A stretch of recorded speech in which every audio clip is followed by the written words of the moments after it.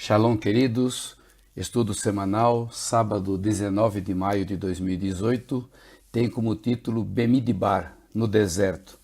E hoje eu tenho o privilégio de estar narrando essa paraxá direto de Jerusalém.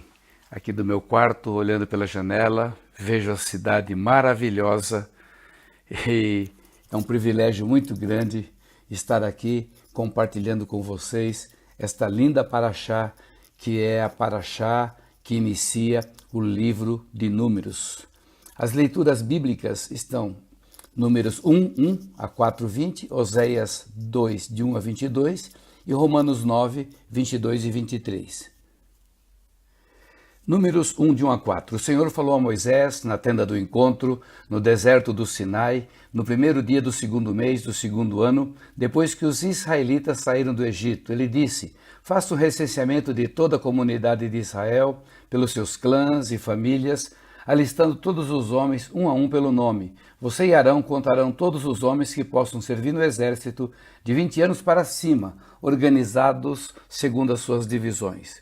Um homem de cada tribo, o chefe dos grupos de famílias, deverá ajudá-los. Na nossa Bíblia, Números é o quarto livro dos chamados livros da lei, faz parte do Pentateuco. Na versão hebraica ele é chamado Bemidbar, que significa no deserto. É um livro muito importante, pois trata do período do povo israelita no deserto e de experiências espirituais profundas que marcariam a vida do povo de Deus.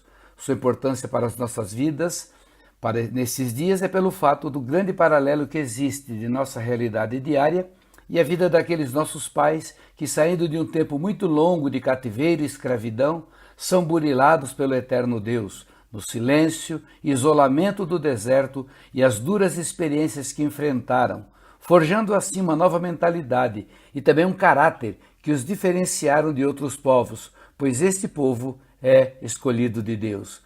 O trabalho de Deus na vida de seu povo neste primeiro momento visa incutir um sentimento de valor pessoal e dignidade.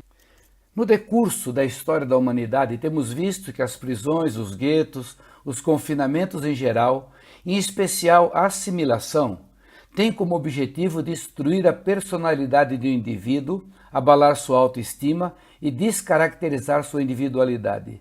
Não é mais um grupo pequeno de 70 almas. Agora o censo apresenta o número de 603.550 homens de idade de 20 anos para cima, sem contar os 22 mil levitas, uma grande multidão que, seguindo a direção de Deus, começará a marchar rumo à terra prometida.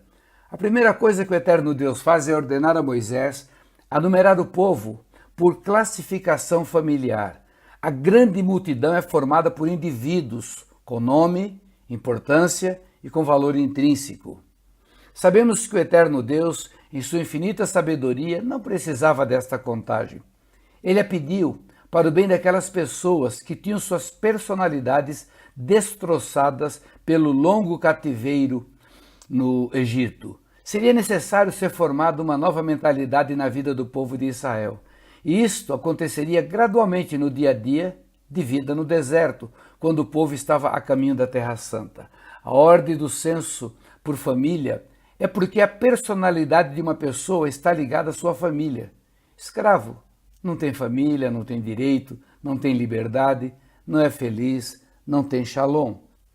Desde o princípio, o Eterno estabeleceu a família, mishpahá, família, clã, como prioridade, lugar de paz, amor, equilíbrio, responsabilidades e felicidade. O povo é organizado por famílias, com o propósito de retornar ao projeto original de Adonai. O deserto será o lugar de aprendizado do povo de Israel. Nesses dias temos aprendido que o melhor seminário que existe é o seminário do deserto. Somos também levados pelo Pai ao deserto para sermos trabalhados, ajustados, alinhados por Ele, para que possamos cumprir o propósito maior de nossa chamada. O Deus eterno tem uma predileção toda especial pelo deserto. Talvez seja pelo fato que é o melhor lugar para o homem encontrá-lo. Os homens de Deus sempre tiveram experiências marcantes em suas vidas, mudanças ministeriais, direção, proteção, socorro, etc., no deserto.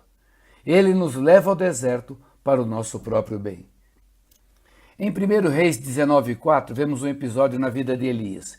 E entrou no deserto, caminhando um dia, chegou a um pé de giesta, sentou-se debaixo dele e orou, pedindo a morte. Já tive o bastante, Senhor. Tira minha vida. Não sou melhor do que os meus antepassados. Aqui está novamente Elias no deserto, depois de tantas vitórias. Foge e aparentemente pede a morte. Aparentemente estava em depressão profunda. Mas, aqui nesse deserto, ele se encontrará com o Eterno, que lhe dará direção e depois o tomará para si mesmo. Salmo 29:8. A voz do Senhor faz tremer o deserto, o Senhor faz tremer o deserto de Cádiz. Lucas 4:1. Jesus, cheio do Espírito Santo, voltou do Jordão e foi levado pelo Espírito ao deserto. Yeshua primeiro é conduzido ao deserto para ser provado e, então, inicia o seu ministério.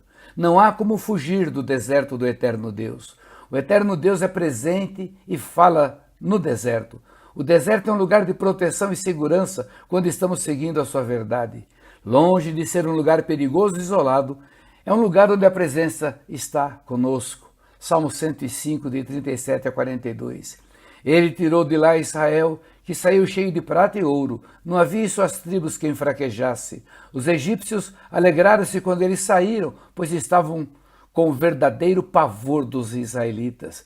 Ele estendeu uma nuvem para lhes dar sombra e fogo para iluminar a noite. Pediram e ele enviou codornizes e saciou-os com o pão do céu. Ele fendeu a rocha e jorrou água, que escorreu como um rio pelo deserto, pois ele se lembrou da santa promessa que fizera ao seu servo Abraão. Nesse estudo podemos ver a importância que o eterno Deus dá ao nome. Em primeiro lugar, ele mesmo se manifestará ao povo, apresentando aspectos do seu santo caráter através do seu nome. Por exemplo, Êxodo 6, 2 e 3. Disse Deus ainda a Moisés: Eu sou o Senhor. Apareci a Abraão, a Isaque e a Jacó como Deus Todo-Poderoso, mas pelo meu nome, o Senhor, não me revelei a eles. Ele nos conhece pelo nosso nome, aliás, ele nos dá um nome novo. Isaías 45:4. Por amor de meu servo Jacó, de meu escolhido Israel, eu o convoco pelo nome e lhe concedo um título de honra, embora você não me reconheça. Apocalipse 2,17.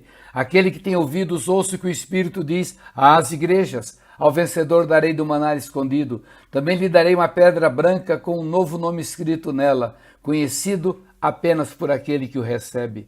O nosso nome é muito importante para o Pai, pois mostra a nossa individualidade, personalidade e, claro, nossa identidade. Quando entregamos nossa vida a Jesus Cristo e começamos a nova jornada da vida, a certeza que recebemos é nosso nome escrito no livro da vida do Cordeiro. Filipenses 4:3. Sim, e peço a você, leal companheiro de jugo, que as ajude, pois lutaram ao meu lado na causa do Evangelho, com Clemente e meus demais cooperadores. Os seus nomes estão no livro da vida. Apocalipse 3:5. O vencedor será igualmente vestido de branco. Jamais apagarei o seu nome do livro da vida, mas o reconhecerei diante do meu Pai e dos seus anjos. E Apocalipse 20:15, esta palavra tão séria. Aqueles cujos nomes não forem encontrados no livro da vida foram lançados no lago de fogo. Somos realmente importantes para o eterno Deus. Fomos criados com um propósito divino e todos os nossos dias foram escritos por Ele antes que o primeiro deles existisse. Salmo 139, aleluia. Oséias, capítulo 2, eu vou ler do verso 14 ao 23. Portanto, agora vou atraí-la, vou levá-la para o deserto e falar-lhe com carinho. Ali devolverei a ela suas vinhas e farei do vale de Acor uma porta de esperança. Ali ela me responderá como nos dias da infância, como nos dias em que saiu do Egito. Naquele dia, declara o Senhor, você me chamará meu marido, não me chamará mais meu Senhor. Tirarei dos seus lábios os nomes dos Baalins, seus nomes não serão mais invocados. Naquele dia, em favor deles farei um acordo com os animais do campo, com as aves do céu e com os animais que rastejam pelo chão. Arco, espada e guerra. Eu os abolirei da terra, para que todos possam viver em paz. Eu me casarei com você para sempre. Eu me casarei com você com justiça e retidão, com amor e compaixão. Eu me casarei com você com fidelidade, e você reconhecerá o Senhor. Naquele dia eu responderei, declara o Senhor. Responderei aos céus, e eles responderão à terra. E a terra responderá ao cereal, ao vinho e ao azeite, e eles responderão a Jezreel. Eu a plantarei para mim mesmo na terra, tratarei com amor aquela que chamei não amada. Direi àquele chamado não meu povo, você é o meu povo, e ele dirá, tu és o meu Deus. Na conclusão deste estudo, a passagem bíblica sugerida é Oséias, capítulo 2 até o verso 22. Completei com o verso 23, por ter um sentido mais claro. Todo o livro vai tratar praticamente de dois assuntos. Castigo do eterno Deus sobre Israel, na forma de disciplina amorosa, e promessa de restauração, que é o casamento.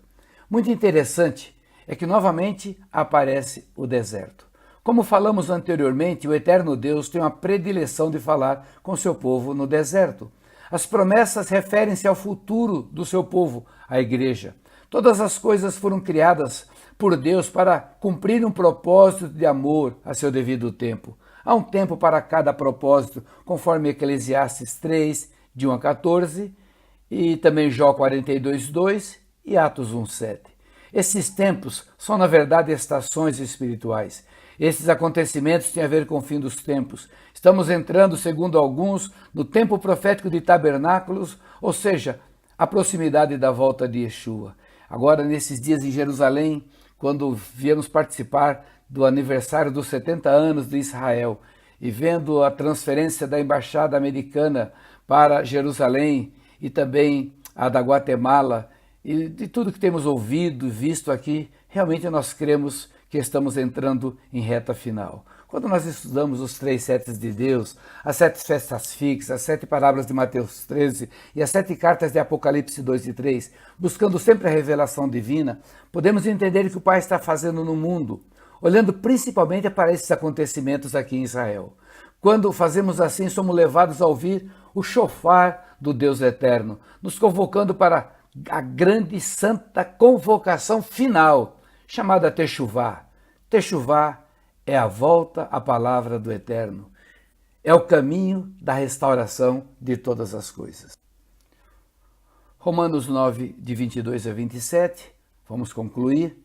E se Deus, querendo mostrar a sua ira e tornar conhecido o seu poder, suportou com grande paciência os vasos de sua ira, preparados para a destruição, que dizer, se ele fez isto para tornar conhecidas as riquezas de sua glória aos vasos de sua misericórdia, que preparou de antemão para a glória?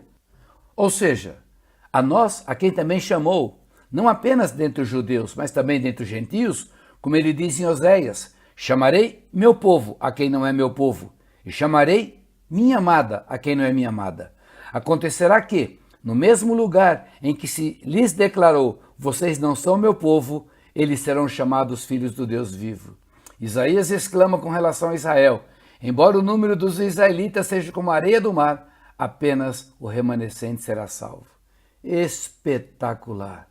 Nosso Pai querido, através de seu maravilhoso Filho, Yeshua, Jesus Cristo, tem um plano perfeito para a destruição das obras do adversário e inimigo de nossas almas. Deus sempre vence. Os seus planos nunca são frustrados. Alguns galhos foram arrancados, judeus, por causa das suas incredulidades. Outros galhos foram enxertados, gentios, pela fé. No final, porém, dos dois, um povo, o remanescente fiel, se levantará como a noiva querida de nosso Salvador, reinará com ele para sempre. Está mais próximo que imaginamos. Por isso precisamos conhecer os tempos, como os 200 príncipes da tribo de Issacar. 1 Crônicas 12:32. Da tribo de Issacar, 200 chefes que sabiam como Israel deveria agir em qualquer circunstância. Comandavam todos os seus parentes. Precisamos conhecer os tempos, precisamos estudar escatologia. Não é nosso propósito ser dogmático, não queremos discutir, as discussões não edificam.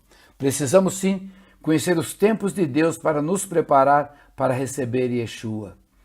1 João 2,28. Filhinhos, Agora permaneçam nele, para que quando ele se manifestar, tenhamos confiança e não sejamos envergonhados diante dele na sua vinda. Ainda Lucas 12, 43. Bem-aventurado aquele servo a quem o Senhor, quando vier, achar fazendo assim. Este primeiro estudo do livro de Números, Bemidbar, nos edificará bastante e nos motivará em nossa caminhada rumo ao nosso destino profético, que será pela graça e misericórdia do Pai, glorioso em Yeshua. Shabbat Shalom, a partir da Cidade Santa. Deus os abençoe.